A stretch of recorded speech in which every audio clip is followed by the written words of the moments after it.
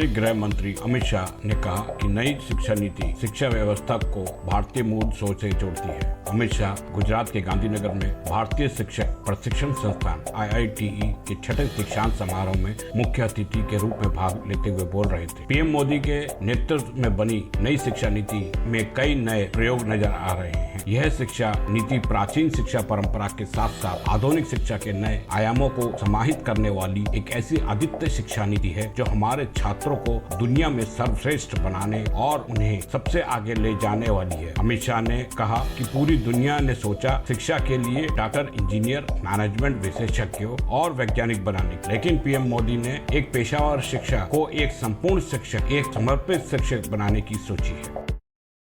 United kingdom के prime minister Rishi Sunak ने Cambridge university में आध्यात्मिक गुरु मोरारी बापू के पाठ में भाग लिया। उन्होंने कहा कि वह प्राइम मिनिस्टर के तौर पर नहीं बल्कि एक हिंदू के तौर पर वहां थे। उन्होंने कहा, आस्था मेरे लिए बहुत व्यक्तिगत है, यह मेरे जीवन का हर पहलू में मेरा मार्गदर्शन करता है। ऋषि सुनक के मुताबिक प्रधानमंत्री बनना एक सम्मान है, लेकिन एक कठिन काम है। कुछ चुनौतीपूर्ण विकल्प चुनने होंगे, कठिन निर्णय लेना और हमारा विश्वास मुझे और अपने राष्ट्र के लिए सदा संभव सर्वोत्तम सेवा करने की संकल्प, शक्ति और साहस देता है। ऋषि सुनक के अनुसार भगवान राम सदैव प्रेरणा के स्रोत रहेंगे।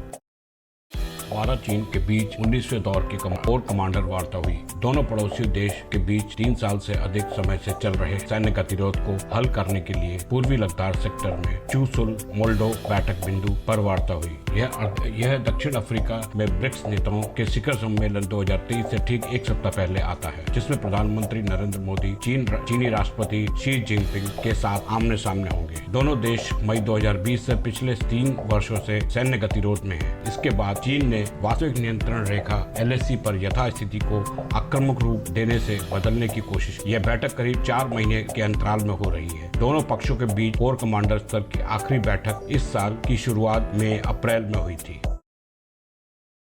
भारतीय अंतरिक्ष अनुसंधान संगठन इसरो ने आज 16 अगस्त चंद्रयान 3 की चौथी बार ऑर्बिट बदली, जिससे इसरो ने ट्वीट में सूचित किया है। 17 अगस्त को चंद्रयान 3 के लिए महत्वपूर्ण दिन है, जब propulsion मॉड्यूल को लैंडर से अलग किया जाएगा और फिर इसे चांद की सतह पर उतारा जाएगा। इस मिशन पे लैंडर, रोवर और propulsion मॉड्यूल शामिल है, जिन्हें चांद के साउथ पोल पर भेजकर विशेषज्ञों की ओर से 14 दिनों तक अनुसंधान किया जाएगा।